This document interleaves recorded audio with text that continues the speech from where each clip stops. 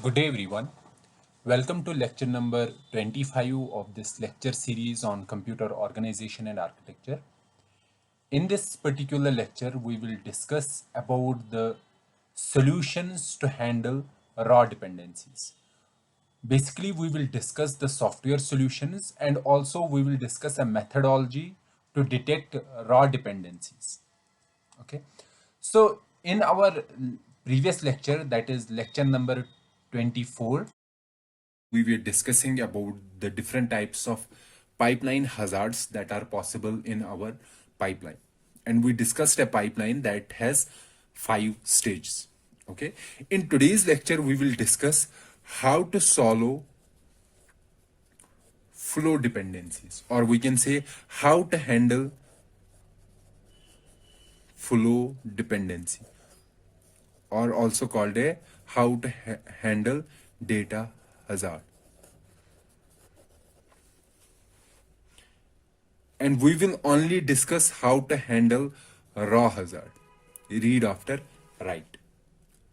Okay, and what is a read after write hazard? So it will be like this. If we have an instruction, so if there is an instruction writing some data on the register and the same register is used by a subsequent instruction, for example, if same is used by some other instruction here, so there will be a data hazard. So the data that this particular instruction is reading, that is written by this instruction. Okay, so the second instruction has to wait till the first instruction completes the writing of data in x2. And we know that for a correct execution, this instruction has to wait for 3 extra cycles. Or we can say, if we have a pipeline diagram, let's say this is our pipeline diagram.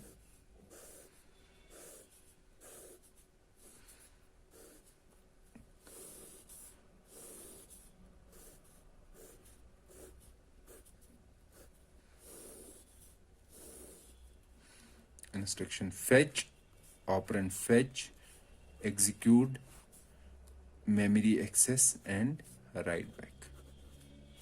These are the 5 stages. Okay, and these are the cycles. So this is instruction 1 and this is instruction 2.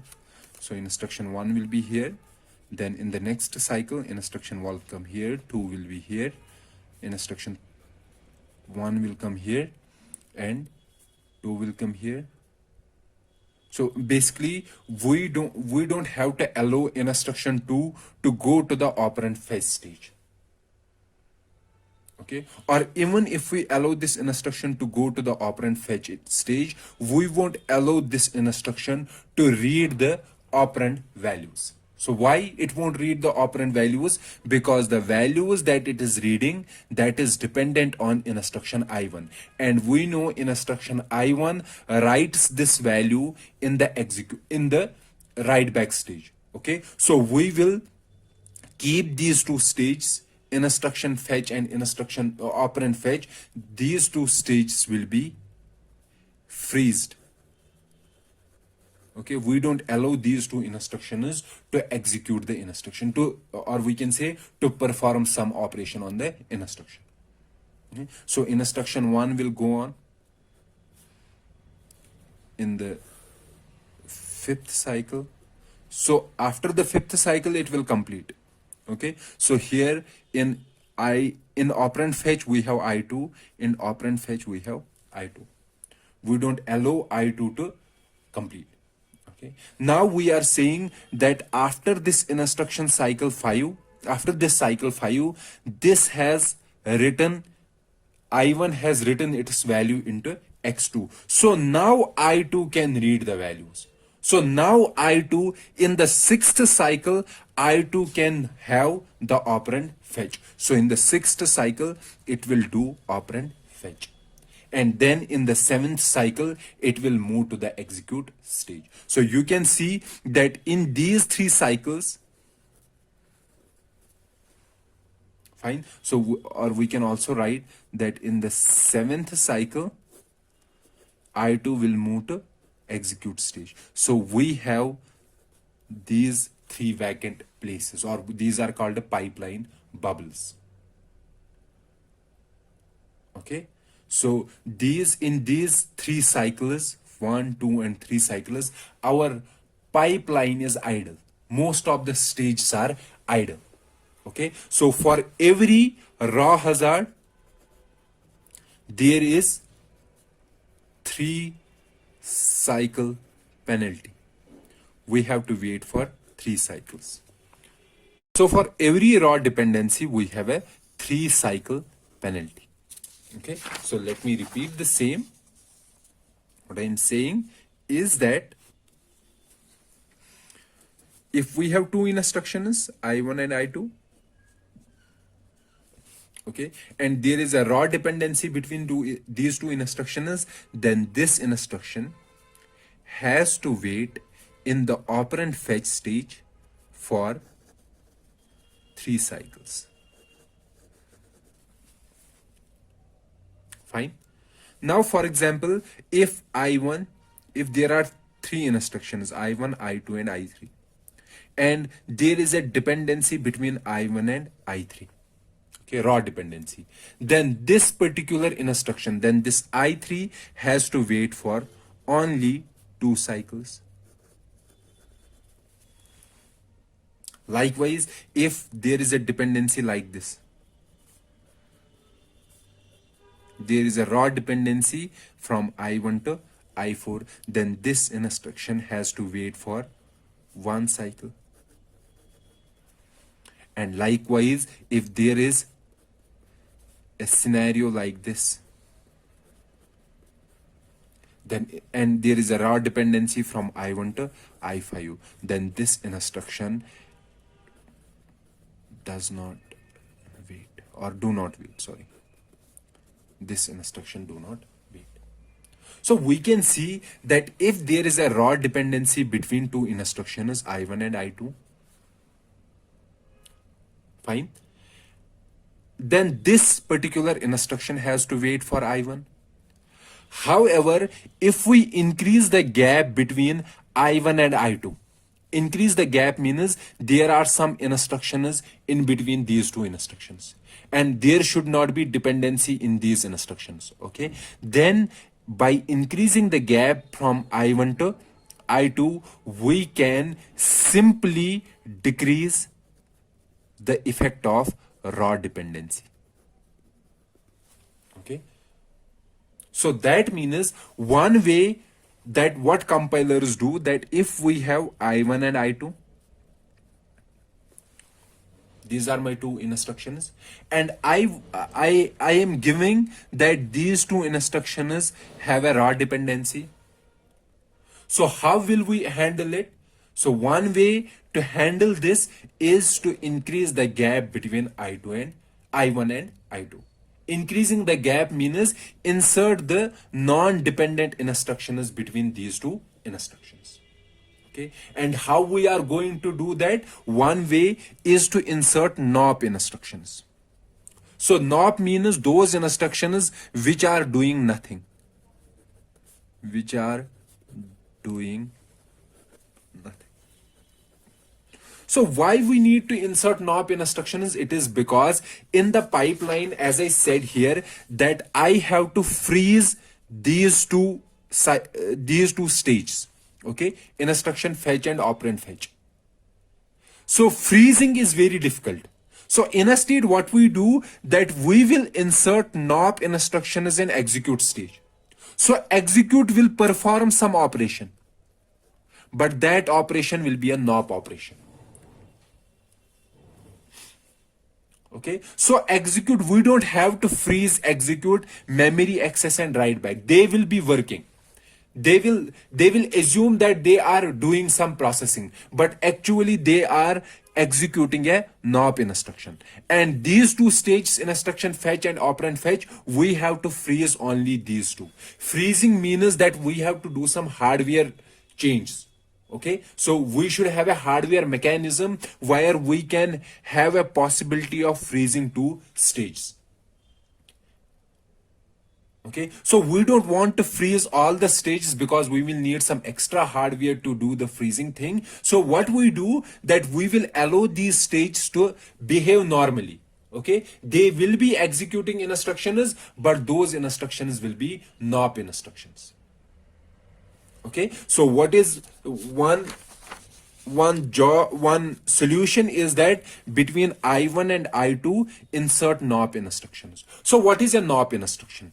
It is a no operation instruction, which is doing nothing, just mimicking, or it is like fooling the processor that you are doing something. So we are fooling the processor in order to handle these dependencies so that there is no incorrect execution. Because in software, we don't have any mechanism to freeze the stages. Okay, so we cannot freeze the stages. So the best way to instead of freezing, we will fool the processor that you are executing something, but actually it is executing nothing. Nothing means that it is executing the instruction, but that particular instruction has no effect on the processor. For example, NOP instruction in case of our RISC-V will be this particular instruction.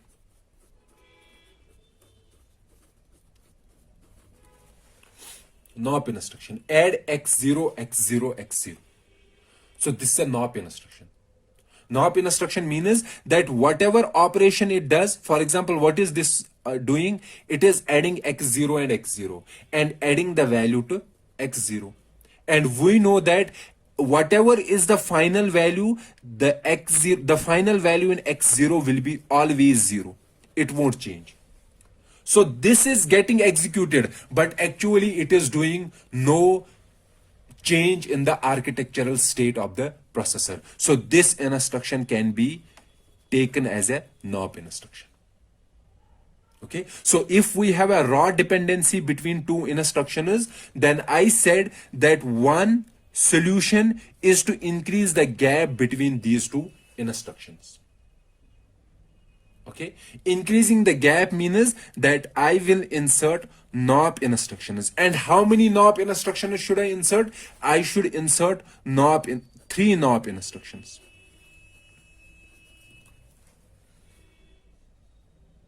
Okay, so by inserting 3 NOP instructions, these two instructions, they will be dependent on each other. Now here there is no dependency. There is dependency, but that dependency is shadowed by these NOP instructions. Okay, so we are able to handle raw dependency.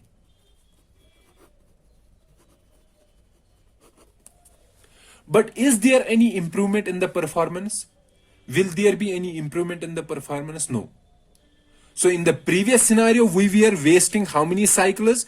3 cycles. And here also, we will be wasting how many cycles? 3 cycles. Okay. We are wasting how many cycles? 3 cycles. It is just, this solution is just handling the dependency in such a way that there won't be any incorrect execution.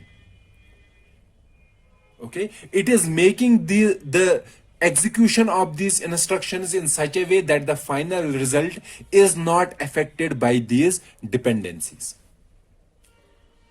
Okay, so we have shown a mechanism. So the topic was to how to handle raw dependency.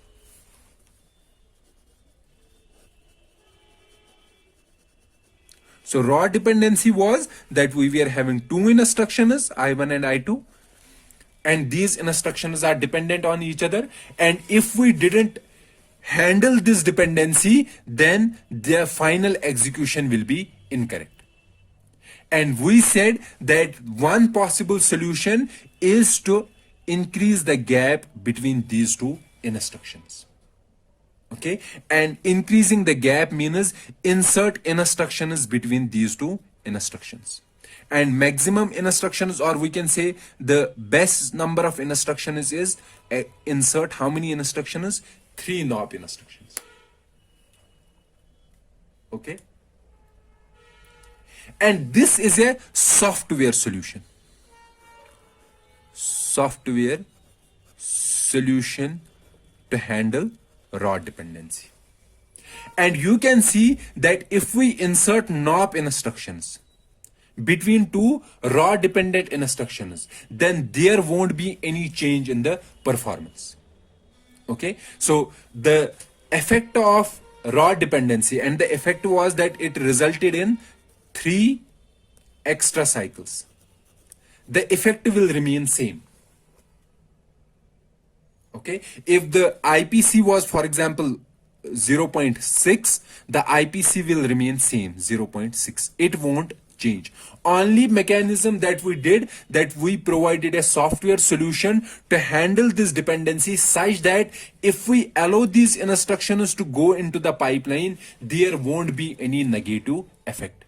And if we didn't handle this dependency, if we allowed these 2 instructions go into the pipeline, the final result will be an incorrect result. Okay. The other better solution, or we can say the other version of this solution, is that if in our program, for example, we have these instructions. So we know that in a program there are hundreds and thousands of instructions. Now there is a dependency between these 2 instructions, I1 and I2. So the other solution is that instead of inserting NOP instructions, we will find some instructions in this program, those instructions which are independent of each other and their position. Okay, what does that mean? For example, if I have following instructions. I1 is add x1, x2, x3. I2 is add x4, x1, x5. I3 is add x7, x8, x9. I4 is at x10, x11, x12. I5 is at x13, x14, x15. I6 is at x16, x17, x18. Okay. So basically there are only 16 registers. However, for simplicity, we are having more registers here. I7 is at x4, x19, x20. Okay, let's say this is our program, and here you can say there is a dependency between I1 and I2. Okay, the one solution in the software is to insert NOP instructions between these 2 instructions. Okay, between I1 and I2. Let's say, for example, these instructions are getting executed in the pipeline, and our pipeline takes 1 cycle to complete each instruction. Okay, 1 cycle means this takes 1 cycle, this 1, 1, 1. So if we take total, how many cycles? 7 cycles. Or we can say IPC is equal to 1. Okay, that means in each cycle we are completing how many? In one cycle we are completing 1 instruction. And how many instructions are there? There are 7 instructions. So how many cycles will be required? 7 cycles. But there is 1 raw dependency. So there is 1 raw dependency. Because of this raw dependency, we will have extra how many cycles? 3 cycles. So 7 instructions will require 7 plus 3 cycles. That will be equal to 10 cycles. And 1 instruction will be completed in 10 divided by 7 cycles. And in 1 cycle, how many instruction will be completed? 7 divided by 10 instructions. or we can say IPC is equal to 7 divided by 10. That will be 0 divided by 0.7. Okay, IPC. Now, one solution that I said is to insert NOP instructions. Okay, NOP instruction is between I1 and I2. Then the final program will have how many instructions? These 7 instructions and 3 NOP instructions. So total instructions will be 10. But we know actual instructions are 7. Actual 7. We inserted 3 extra NOP instructions. So for executing 10 instructions, how many cycles will be required? 10 cycles. But actually we know how many instructions are there? 7 instructions. Because 3 instructions are useless. They are just to fool the processor. So for executing these 7 actual instructions, we require how many cycles? 10 cycles. So that means in one cycle, how many instructions will be completed?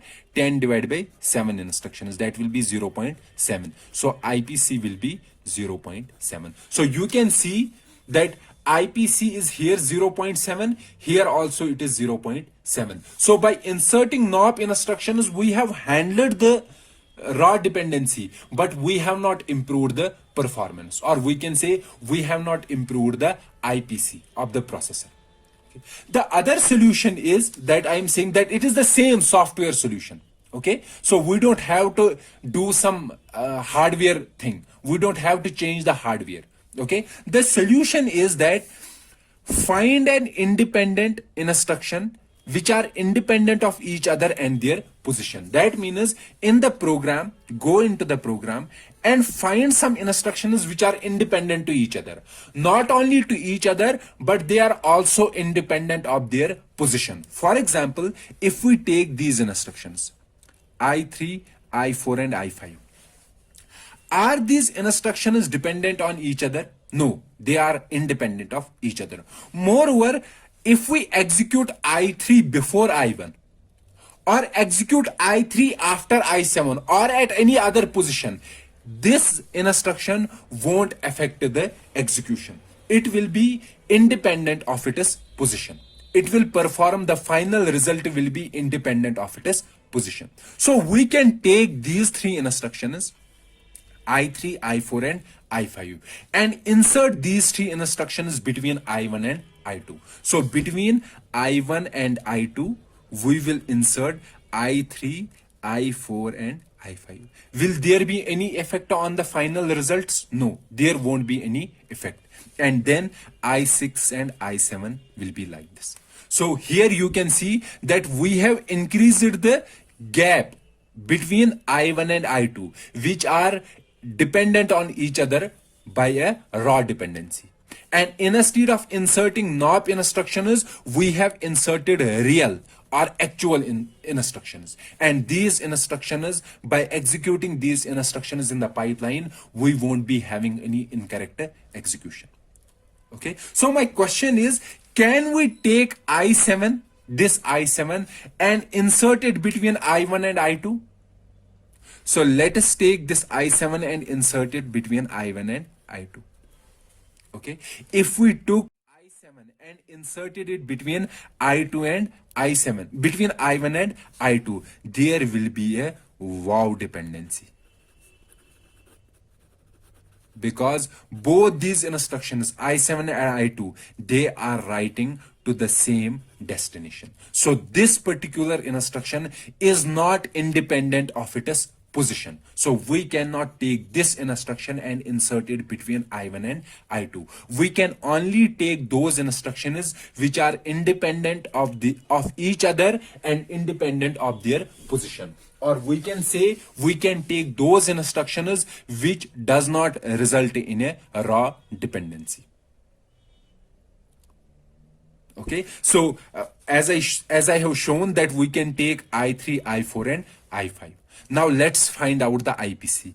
So how many instructions are there? 7 instructions. So 7 instructions will require how many cycles? 7 cycles. Because we are saying that each instruction will be completed in one cycle. Okay, 7 instructions require how many cycles? 7 cycles. In the previous case, 7 instructions required how many cycles? 10 cycles. Why 10 cycles? Because there was a raw dependency between I1 and I2. So here 7 instructions will require 7 cycles. Or we can say in one cycle, we can complete 7 divided by 7 instructions. That means 1 instruction. Or we can say IPC is equal to 1. So in the previous case, IPC was 0.7. And in this particular scenario, IPC is 1. So we have improved the performance. Okay. So what I said, that one way to handle raw dependency. So what I am saying here, that raw dependency, we were handling raw dependency. And there are two possible solutions. One possible solution is to have a software solution, or we can say handle raw dependency using a software. We don't have to do any hardware modification. The second solutions are the hardware solutions. But here we are discussing software solutions. Okay, we will discuss hardware solutions in part 2 of this lecture. In software solutions, I said that if there is a raw dependency between two instructions, and we know raw dependency means that there we have to incur a penalty of 3 cycles. And we said that software solution says that let's increase the gap or increase the distance between these two instructions. And increasing the gap means that we will insert NOP instructions between these two raw dependent instructions. And by inserting the NOP instructions, we will handle the raw dependency. However, this solution has no effect on IPC. The IPC will remain the same. The other solution is that instead of inserting the NOP, let's find some useful instructions. Those useful instructions which are independent of their position. And we will insert those useful instructions between I1 and I2. And this will result in improving the IPC. However, if we are not able to find these useful instructions, then we have to insert which instructions? NOP instructions. Okay, so these are two versions of software solutions. And who inserts these NOP instructions or these useful instructions? This is done by our compiler. Okay, so we can have a smart compiler that finds these useful instructions, and this compiler handles the raw dependency. So we don't have to change the pipeline. We don't have to do any hardware modifications in our pipeline. A smart compiler will easily find the instructions and easily handle these raw dependencies. So we can say compiler can also result in improving the performance of our hardware. So depending upon the type of compiler, you can improve the performance of your hardware. Okay, because compiler can handle some dependencies. But the negative side is that this compiler should know the hardware details. Then only it can handle these dependencies. It should know the hardware details. So what does that mean? For example, our pipeline here, it was having how many stages? It was having 5 stages. Okay, and because of those 5 stages, if there is a raw dependency, there will be how many extra cycles required? 3 cycles. However, if the pipeline depth is different, instead of having 5 stages, we have 10 stages, we have 15 stages, then the number of extra cycles incurred by raw dependency will change. And accordingly, the number of instructions that should be inserted between I1 and I2, that will change. So if we are if we are dependent on the compiler, then our compiler should know the internal details of the hardware. But most of the processor vendors, they don't provide the actual details of their hardware to the external entities. Okay, they keep these details hidden to the external entities. For example, they will keep these details hidden to the programmer that is designing the compiler. So we won't be able to handle all dependencies, or we can say we won't be able to fill all these vacant spots using the compiler.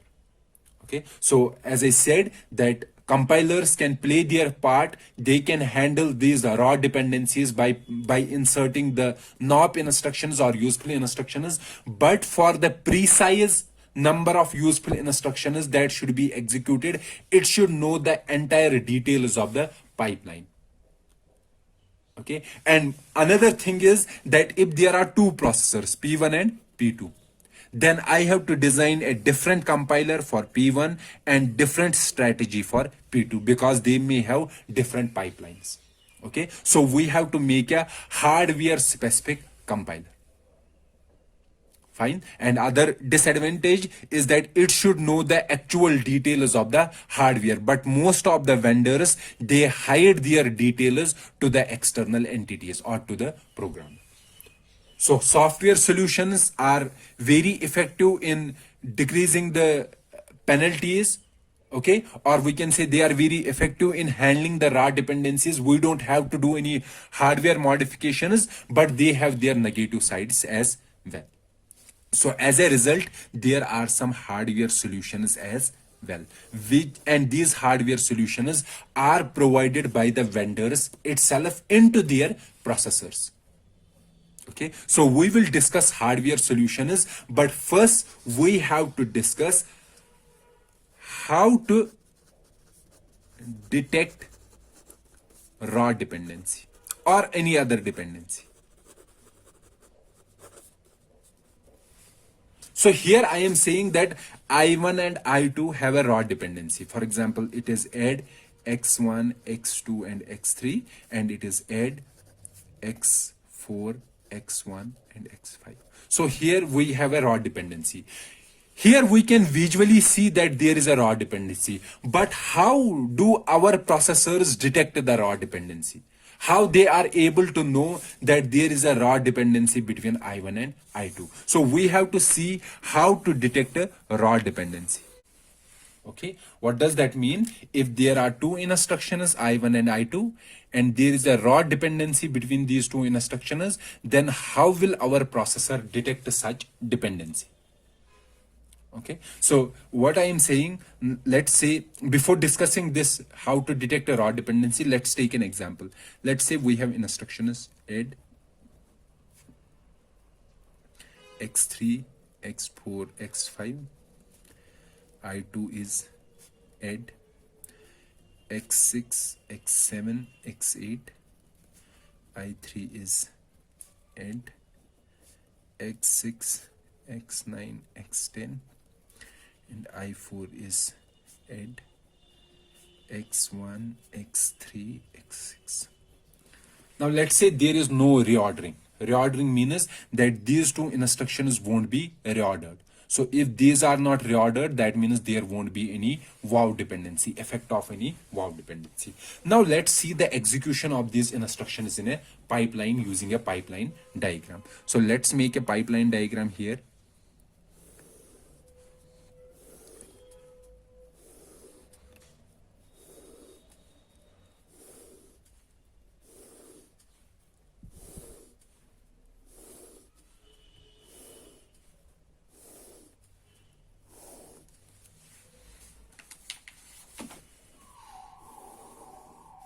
Cycle 1, 2, 3, 4, 6, 7, 8, 9, 10, 11. And these are my cycles instruction. These are my stages: instruction fetch, operand fetch, execute, memory access, and the last one is a write back. Fine. Let's see how the execution goes on. In cycle 1, instruction 1 will be in instruction fetch. In cycle 2, instruction 1 will go to operand fetch, and instruction fetch will fetch I2. In cycle 3, instruction 1 will go to execute. So operand fetch I2 will go to operand fetch, and this fetch stage will fetch the I3.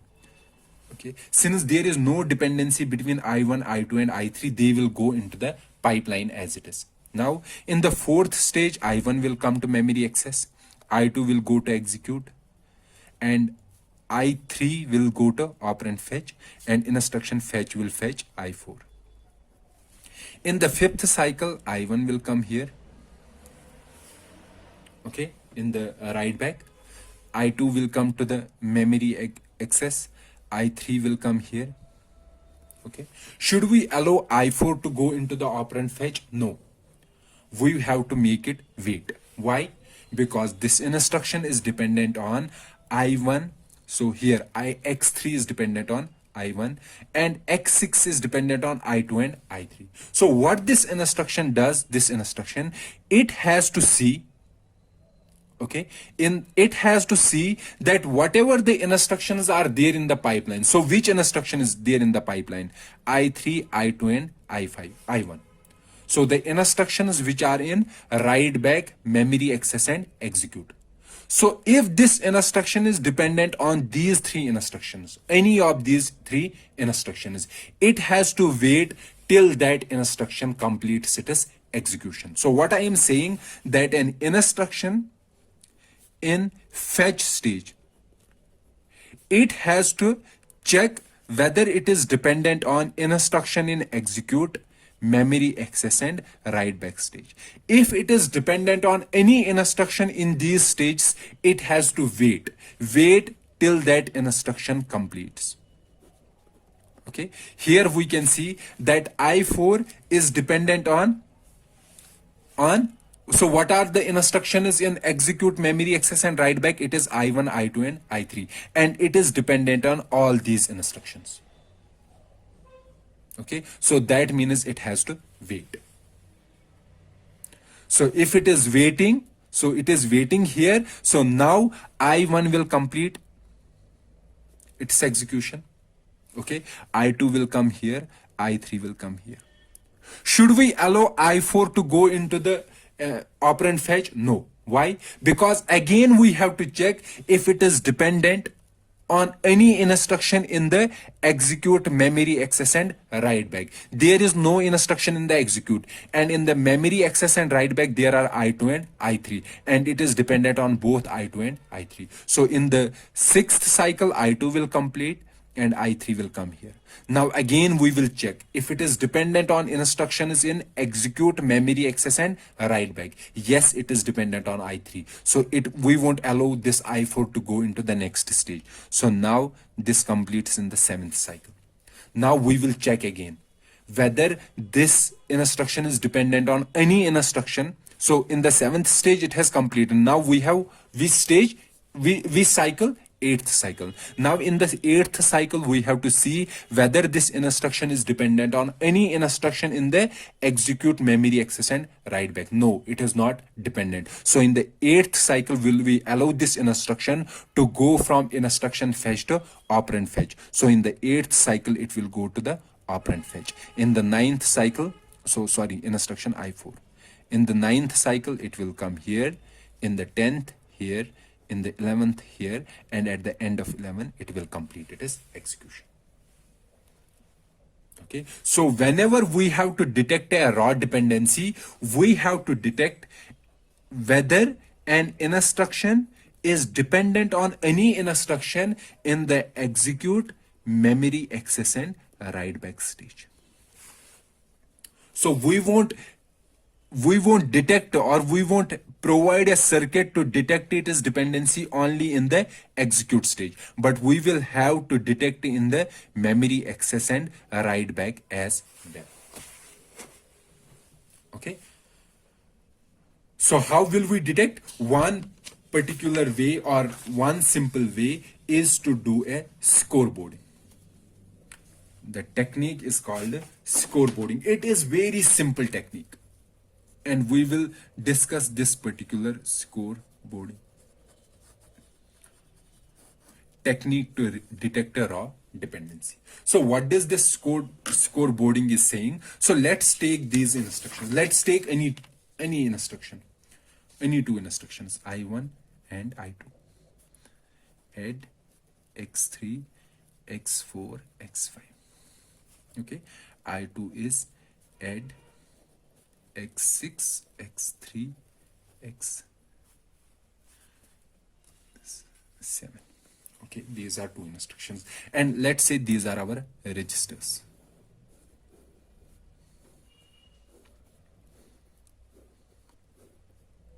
This is x1, this register x2, x3, x4, x5, x6, x7.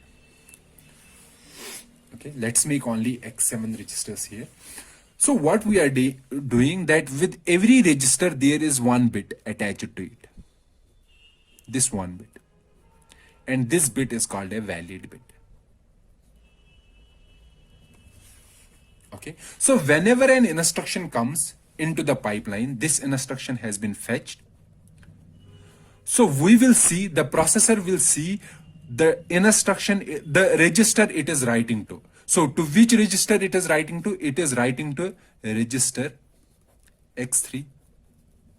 Okay, and after fetching this, it will make this register as invalid.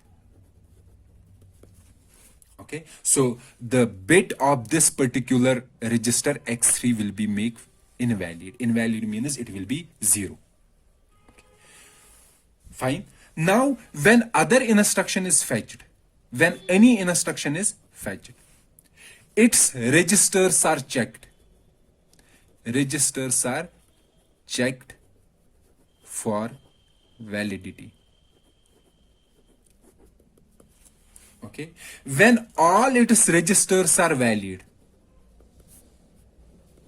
when all the registers are valid, if yes, all are valid, we will allow it to go into the pipeline.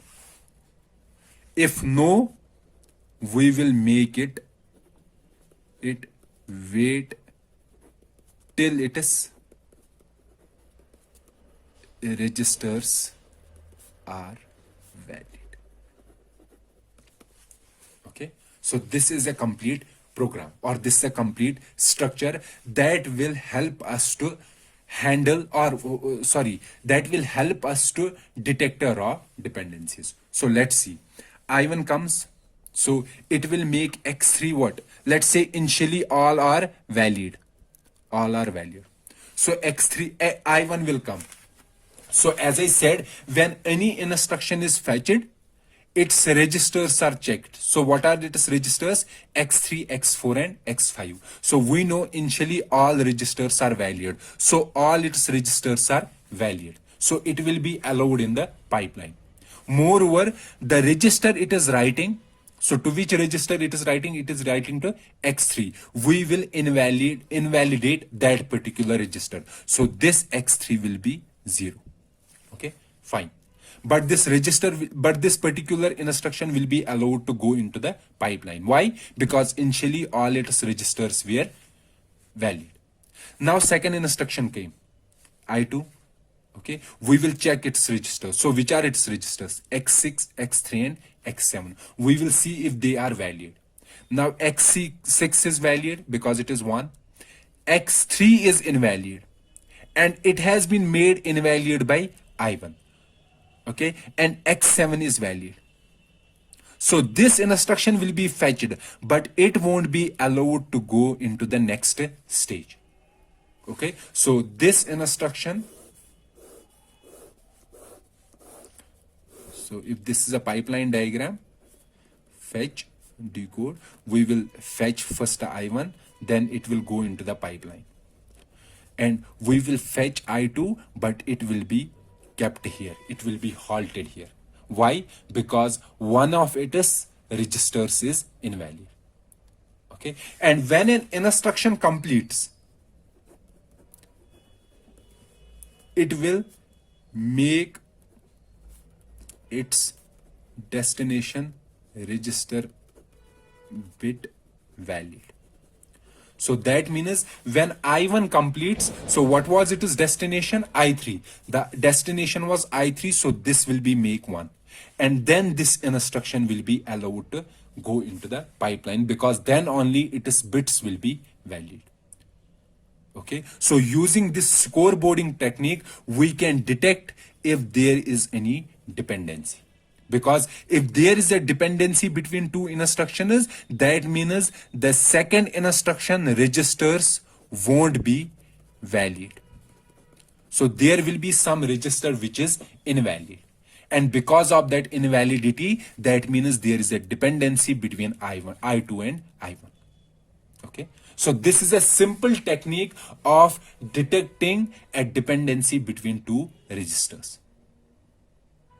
Okay, so what is the simple technique? The simple technique is that whenever there is an instruction, it will make its destination as invalid, and it will make the destination as valid when only it completes. And every instruction that is coming, that has been fetched, we will check its registers first. If its registers are valid, then only we will allow this instruction to go into the pipeline. Otherwise, we will halt that particular instruction in the fetch stage until its registers become valid. This is a simple technique of detecting the dependency in a pipeline. Okay, so this technique is called scoreboarding. However, the disadvantage of this particular technique is that it is detecting all kinds of dependencies.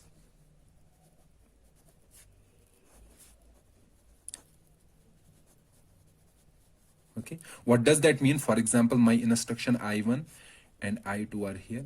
Let's say this is add x3, x4, x5, and this is add x3, x6, and x7.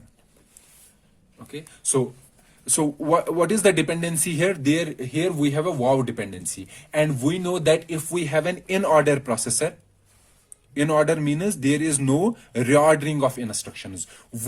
Wow dependency will not affect our processor or our pipeline. They will be executed in the pipeline. There won't be any effect of wow dependency or war dependency.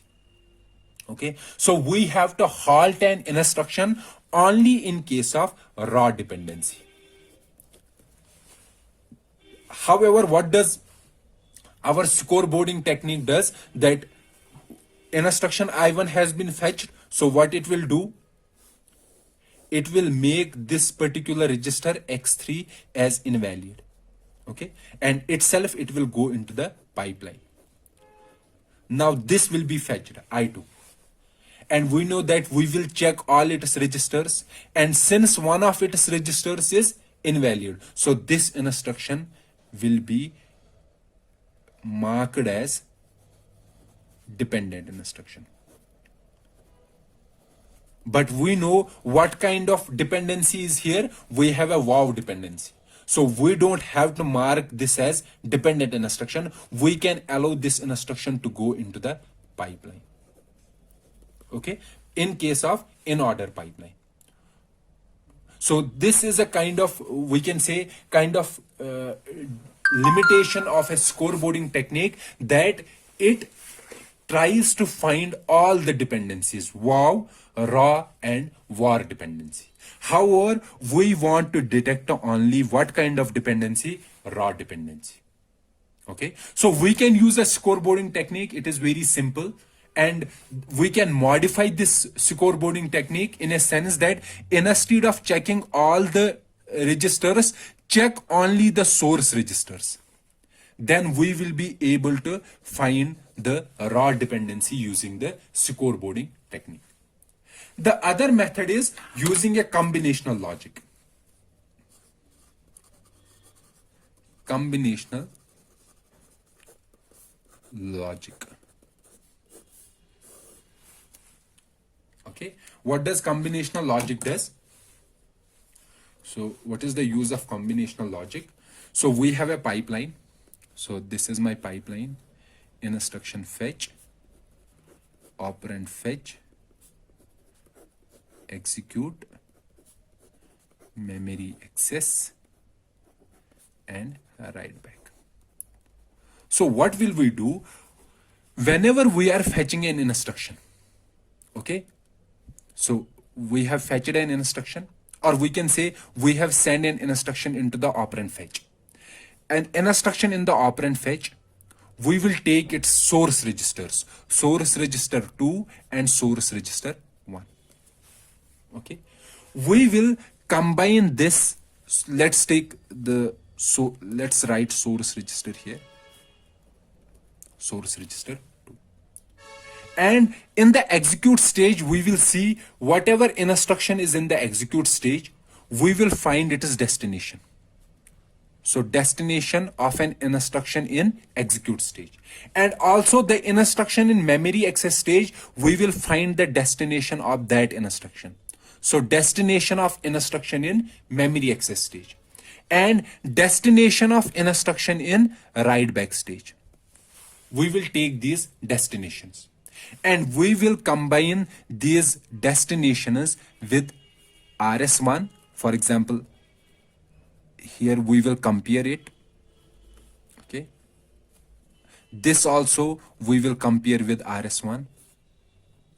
So we will do a comparison between this, this, and this. So let's say if here comparison output is here, this comparison output is here, this comparison output is here. Likewise, we will compare the destinations at these three stages with RS2. So let's say the comparison between operand fetch and execute is this. The comparison between operand fetch and memory access is this. And comparison between operand fetch and write back is this. So let's see, say if these two are matching, then output will be 1. However, if there is no matching, output will be 0. Likewise, if operand fetch RS1 and destination in memory access is matching, this will be 1. If this is not matching, this will be 0. And similarly for this. And the same thing for this. And these outputs, these three outputs will be odd. OR of these three. And likewise, OR of these three. Okay, and these two, this OR and this OR, so they will be sent through another OR gate. And here we will have final output. If this output is 1, that means there is dependency, raw dependency. However, if this output is 0, no raw dependency. Okay. So when will this output be 1? This output is 1 if either this is 1 or this is 1. So one among these two are 1. So this will be 1 if one of this is 1. So one of this is 1, that means that source register matches with the destination of one of these instructions. So one of the instruction in the pipeline. Likewise, if this is 1, that means this source register matches with one of the destination in these three stages. Okay. So what we are doing here, that we are looking if the instruction in the operand fetch is dependent.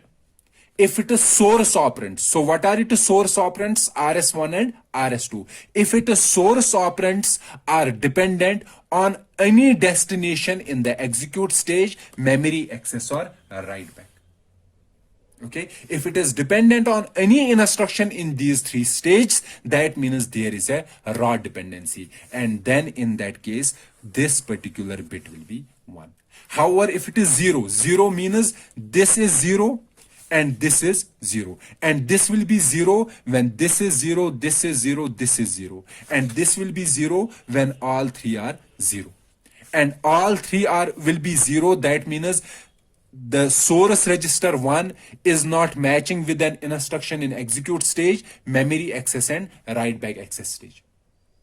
Write back stage. Likewise, source register does not match with instruction in execute stage, memory access stage, and write back stage. That means this instruction is not dependent on any instruction in the pipeline. So that means this is an independent instruction and we can allow this instruction to go into the pipeline. However, if it is a dependent instruction, then we have to make this instruction wait in the operand fetch stage. Okay, so this is a combinational logic scheme of detecting a dependency, raw dependency in a 5-stage pipeline. And I have shown it here how we can use these combinational circuits to detect the dependency in case of a pipeline. And what kind of dependency? Raw dependency. So we have discussed two schemes of detecting the raw dependency in case of a pipeline. One scheme was called scoreboarding, and in that particular scheme we were adding an extra bit to the register file. That extra bit was a invalid bit.